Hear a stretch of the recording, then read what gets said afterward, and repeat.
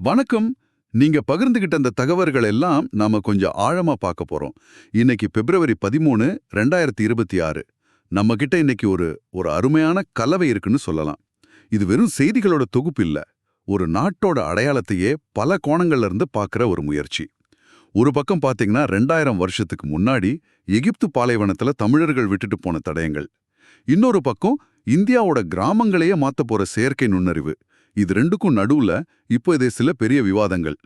நம்ம பொருளாதாரம் எப்படி அளவிடப்படுது, அணுசக்தியோட உண்மையான விலை என்ன, தேசபக்திங்கிறது என்ன, இப்படி பல விஷயங்கள்.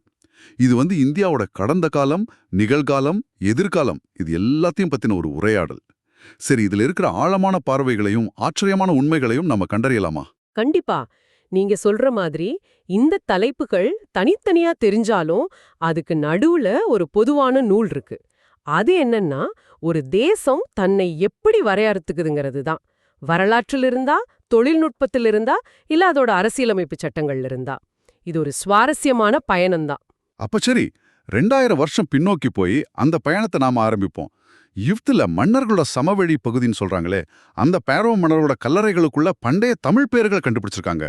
இந்த ஆய்வு உண்மையிலே பிரமிக்க வைக்குது. ஆமா. இது வெறும் வர்த்தக தொடர்புக்கான ஆதாரம் மட்டும் இல்ல. இது ஒரு ஆழமான கலாச்சார பரிமாற்றத்தை காட்டுது. இதுக்கு முன்னாடி வரைக்கும் செங்கடல் துறைமுகமான பெரினிக்கே மாதிரி இடங்கள்ல தான் இந்திய தடயங்கள் கிடைச்சது. ஆனா இது நைல் நதிக்கு அந்த பக்கம் நாட்டோட மையப்பகுதியில கிடைச்சிருக்கு. இது ஒரு பெரிய விஷயம். அங்க கிடைச்ச சுமார் 30 கல்வெட்டுகள்ல 20 கல்வெட்டுகள் தமிழ் பிராமி எழுத்துக்கள்ல இருக்கு. ஒரு நிமிஷம், தமிழ் பிராமின்னு சொல்றீங்க. நம்மள சால மந்திக்கு அது என்னன்னு தெரியாது. அது நாம இன்னைக்கு பயன்படுத்துற தமிழ் எழுத்துக்கள்ல இருந்து ரொம்ப வித்தியாசமானதா? நல்ல கேள்வி. தமிழ் பிராமிங்கிறது தான் நாம இன்னைக்கு பயன்படுத்துற தமிழ் எழுத்து வடிவத்தோட மிக பழைய மூதாதையர். சங்ககால தமிழ் அந்த எழுத்துக்கள்ல தான் எழுதப்பட்டது. 2000 வருஷத்துக்கு முன்னாடி புழக்கத்துல இருந்த எழுத்து. அத பார்த்தா நம்மளால இன்னைக்கு நேரடியா படிக்க முடியாது. ஆனா தொல்லியல் அறிஞர்களால முடியும். அந்த எழுத்துக்கள் எகிப்துல கிடைச்சிருக்கிறது தான் இந்த ஆய்வோட முக்கியத்துவம். அப்படியா? சரி, அங்கு கிடைச்ச பெயர்கள்ல எது உங்களை ரொம்ப கவர்ந்தது? சிகை கொற்றன்கிற பேரு அது 5 வெவ்வேறு கல்லறைகள்ல 8 முறை பொறிக்கப்பட்டிருக்கு. ஒரு இடத்துல பாத்தீங்கன்னா கல்லறையோட நுழைவாயிலுக்கு பக்கத்துல தரையிலிருந்து சுமார் 4 மீட்டர் உயரத்துல பொறிச்சிருக்காங்க. அந்த பேர்லே ஒரு கதை இருக்கு. சிகைங்கிறது சமஸ்கிருத மூலமான சிக்காவிலிருந்து வந்திருக்கலாம். அதாவது முடி அல்லது கிரீடம்னு அர்த்தம். ஆனா கொற்றன்கிறது அது வெற்றி அல்லது அரசனை குறிக்கிற ஒரு தூய தமிழ்ச் சொல். இது சேரர்களோட வெற்றி தெய்வமான கொற்றவையோட தொடர்புடையது. ஒரே பேர்ல 2 கலாச்சாரங்களோட தாக்கம் தெரியுது பாருங்க. சரி, அவங்க அங்க என்ன பண்ணிட்டு இருந்தாங்க? சும்மா கல்லறைகளை சுத்தி பார்த்தாங்களா, இல்ல வேற ஏதாவது காரணமா? இங்கதான் இன்னொரு சுவாரஸ்யமான கல்வெட்டு நமக்கு உதவுது. கோபான் வரத கண்டன் அப்படின்னு ஒரு கல்வெட்டு இருக்கு. அதுக்கு என்ன அர்த்தம்னா கோபான் பார்த்தான்னு அர்த்தம். ஓ, வந்து பார்த்தான், அவ்வளவுதானா? ஆமா. இது அந்த காலத்துல அந்த பகுதிக்கு வந்த கிரேக்க பயணிகள் பொறிச்ச கல்வெட்டுகளோட பாணி அப்படியே ஒத்திருக்கு. இதிலிருந்து என்ன தெரியுதுன்னா, அவங்க அங்கே ஒரு தனி இந்திய சமுதாயத்தை உருவாக்கல. மாறா, புனிதமான இடங்களுக்கு போய் நானும் இங்க வந்தேன்னு தங்களோட வருகைய பதிவு செய்யற ஒரு சர்வதேச சுற்றுலா பயண கலாச்சாரத்துல அவங்களும் ஒரு பகுதியா இருந்திருக்காங்க. அடேங்கப்பா, 2000 வருஷத்துக்கு முன்னாடியே ஒரு குளோபல் டூரிசம் இருந்திருக்கு. ஆமா. அதுதான் இந்த ஆய்வுல ஆச்சரியமான விஷயம். ஒரு நாட்டோட பழமையான அடையாளத்தை பத்தி பேசும்போது அது நிகழ்காலத்துல எப்படி விவாதிக்கப்படுதுங்கிறதும் முக்கியமாகுது. நீங்க பகிர்ந்த வந்தே மாதரம் பாடல் தொடர்பான கட்டுரை ஞாபகத்துக்கு வருது. ஒரு வகையில இதுவும் நம்ம வரலாற்று அடையாளத்தை எப்படி புரிஞ்சுக்கிறதுங்கிற விவாதம் தானே? மிகச் சரியா சொன்னீங்க. இந்த கட்டுரை மத்திய உள்துறை அமைச்சகத்தோட ஒரு புதிய உத்தரவு பத்தி பேசுது. அதன்படி வந்தே மாதரம் பாடலோட 6 பத்திகளையும் அதிகாரப்பூர்வ நிகழ்ச்சிகள்ல இசைக்கணும், எல்லாரும் எழுந்து நிக்கணும்னு சொல்லப்பட்டிருக்கு. இது தன்னார்வ தேசபக்திக்கும் அரசால திணிக்கப்படுற தேசியவாதத்துக்கும் நடுவுல இருக்கிற ஒரு முக்கியமான கேள்வியை எழுப்புது. இதோட வரலாற்று பின்னணி என்ன? இந்த பாடல் எப்போ தேசிய பாடலை ஏத்துக்கிட்டாங்க?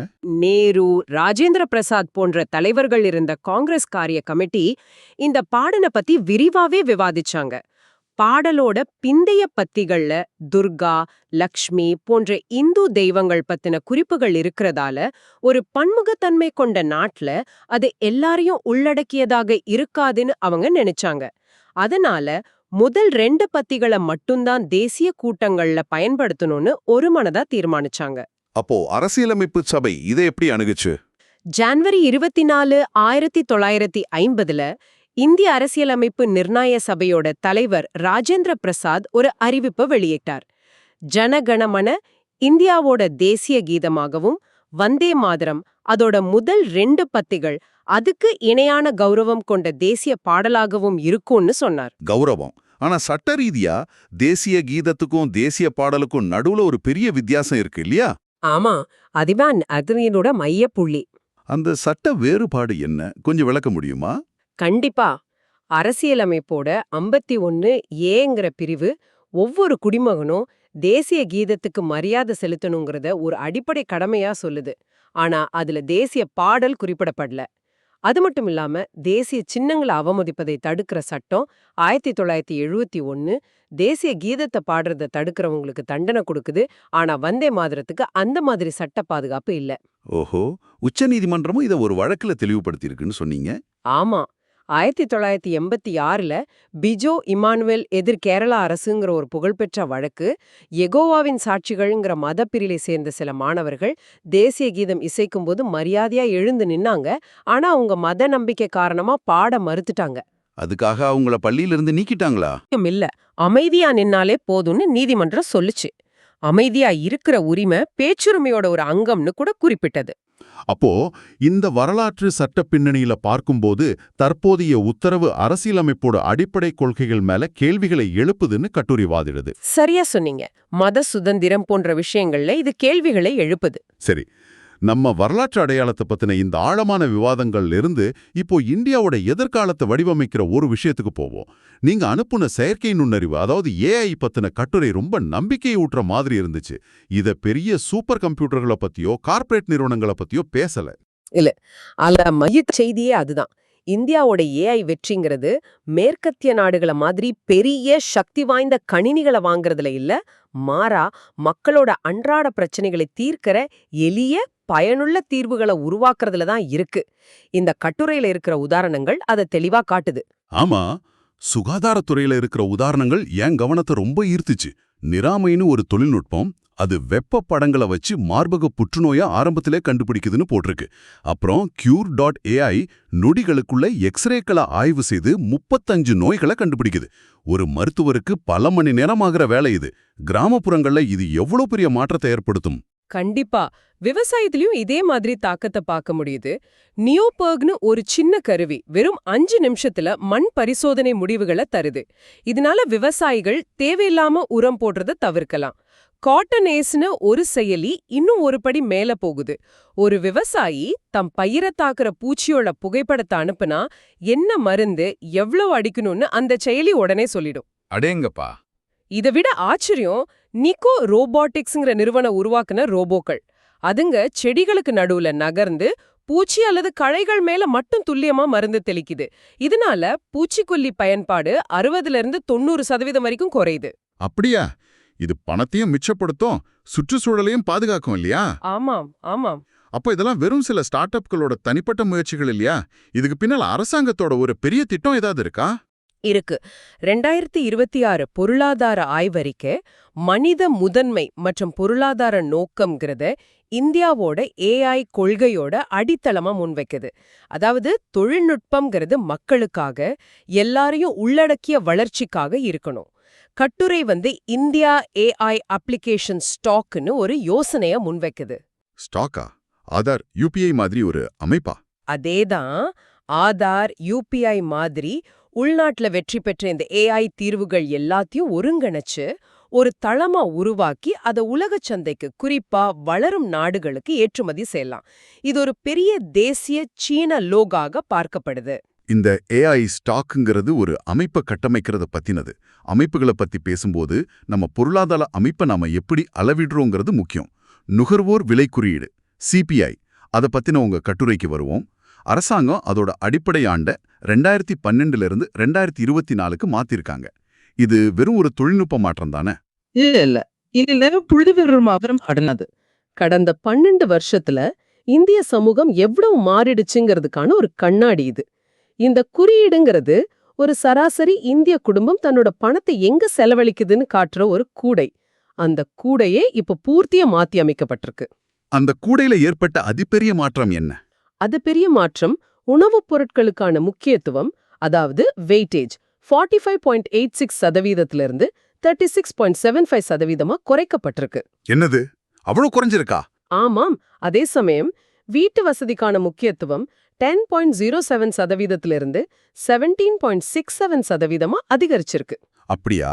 அதாவது நாம முன்னாடி சம்பாதிச்சதுல பெரும்பகுதியை சாப்பாட்டுக்கு செலவு பண்ணோம். ஆனா இப்போ வீடு, போக்குவரத்து, கல்வி, கேளிக்கை இதுக்கெல்லாம் அதிகமா செலவு பண்றோம்னு அர்த்தமா? சரியா சொன்னீங்க. இது ஒரு நாட்டோட வளர்ச்சி பாதையில ஒரு முக்கியமான கட்டம். அந்த புதிய கொடையில சேர்க்கப்பட்ட பொருட்களை பார்த்தாலே புரியும். ஆன்லைன் ஸ்ட்ரீமிங் சேவைகள், பென்டிரைவ்கள், சிஎன்ஜி, பிஎன்ஜி மாதிரி சுத்தமான எரிபொருட்கள், அப்புறம் முதல் முறையா கிராமப்புற வீட்டு வாடகை கூட சேர்க்கப்பட்டிருக்கு. அதே நேரத்துல சில பொருட்கள் நீக்கப்பட்டிருக்கு. ஆமா, விசிஆர், டேப் ரெக்கார்டர்லாம் நீக்கப்பட்டதா படிச்சேன். டேப் ரெக்கார்டரா? அட கடவுளே, அது என்னைய சின்ன வயசுக்கே கூட்டிட்டு போகுது. காலம் எவ்வளவு வேகமா ஓடுது. ஆமா, இந்த மாற்றத்தோட தாக்கம் என்னன்னா, இப்போ வெங்காயம், தக்காளி விலை ஏறுனா ஒட்டுமொத்த பணவீக்கத்துல அதோட தாக்கம் முன்னாடி இருந்ததை விட குறைவா இருக்கும். இது ரிசர்வ் வங்கிக்கு வட்டி விகிதங்களை நிர்தாரிக்கிறதுல இன்னும் தெளிவான பார்வையை தரும். இந்த புதிய கணக்கீட்டின்படி ஜனவரி 2026க்கான சில்லறை பணவீக்கம் 2.75% இருக்கு. பொருளாதாரத்தை அளவிடுறது ஒரு பக்கம், ஆனா அதுல இருக்கிற அபாயங்களை நிர்வகிக்கிறது இன்னொரு பக்கம். இதுதான் நீங்க பகிர்ந்த காப்பீட்டுத்துறை பத்தின கட்டுரை எழுப்புற கேள்வி. பிரீமியம் வருவாய் மெதுவா வளரும்போது முகவர்களுக்கு கொடுக்கப்படுற கமிஷன் மட்டும் 3 மடங்கு வேகமா பெருகுது. ஏன் இந்த முரண்பாடு? இது தனிப்பட்ட முகவர்களோட தவறில்ல, இது ஒரு அமைப்பு சார்ந்த பிரச்சனை, ஒரு ஸ்ட்ரக்சரல் ப்ராப்ளம். இந்தியாவுல 26 ஆயுள் காப்பீட்டு நிறுவனங்கள் இருக்கு. ஆனா அவங்க தங்களோட பாலிசிகளை விற்க பெரும்பாலும் சில பெரிய வங்கிகளை தான் சார்ந்திருக்காங்க. ஓ, பேங்க் அஷ்யூரன்ஸ்னு சொல்லுவாங்களே, அதுவா? அதேதான். இதனால பேரம் பேசுற சக்தி முழுவதும் வங்கிகளோட கைக்கு போயிடுது. வங்கிகள் அதிக கமிஷன்களை கேக்குதுங்க, காப்பீட்டு நிறுவனங்களும் கொடுக்க வேண்டிய கட்டாயத்துல இருக்குங்க. இதுதான் இந்த செலவு உயர்வுக்கு முக்கிய காரணம். சொந்தமா முகவர் படைய வச்சிருக்கிற எல்ஐசி போன்ற நிறுவனங்கள்ல இந்த செலவு குறைவா இருக்கிறதுக்கு இதுதான் காரணம். நீங்க சொல்ற இந்த அபாயம் மற்றும் யார் பொறுப்பேற்பதுங்கிற விவாதம் நீங்க அனுப்புன இன்னொரு கட்டுரையிலையும் ரொம்ப தீவிரமா எதிரொலிக்குது. அணுசக்தி துறையில இது இன்னும் பெரிய அளவுல பெரிய ஆபத்துகளோட நடக்கிற மாதிரி தெரியுது. மிக சரியான இணைப்பு. சாந்தி சட்டம், அதாவது சாந்தி ஆக்ட்னு ஒரு புதிய சட்டம் இந்தியாவோட அணுசக்தி கொள்கையில ஒரு புரட்சிகரமான மாற்றத்தை கொண்டு வந்திருக்கு. இது தனியார் நிறுவனங்களையும் அணுமின் நிலையங்களை இயக்க அனுமதிக்கிறது. ஆனா அதுல ஒரு முக்கியமான விதிவிலக்கு இருக்கு. அது என்ன? ஒருவேளை விபத்து ஏற்பட்டா உலைக்கான உபகரணங்களை தயாரிச்ச நிறுவனங்கள், சப்ளையர்ஸ், அவங்க மேல வழக்கு தொடர முடியாது. முழு பொறுப்பும் ஆலையை இயக்குற நிறுவனத்தோடையதுதான். சரி, அந்த பொறுப்பு எவ்வளவு? விபத்து ஏற்பட்ட அந்த நிறுவனம் எவ்வளவு இழப்பீடு கொடுக்கணும்? இங்கேதான் இந்த கட்டுரையோட மையவாதமே இருக்கு. இந்த சட்டத்தின் கீழ் ஒரு பெரிய அணு உலை விபத்துக்கான அதிகபட்ச இழப்பீட்டுத் தொகை சுமார் 3900 கோடி ரூபாய். ஒரு நிமிஷம், 3900 கோடியா? அது பெரிய தொகை மாதிரி தான் தெரியுது.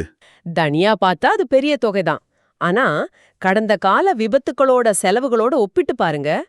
ஜப்பானோட ஃபுகுஷிமா விபத்தோட மொத்த செலவு இந்திய மதிப்புல சுமார் 46 லட்சம் கோடி ரூபாய்.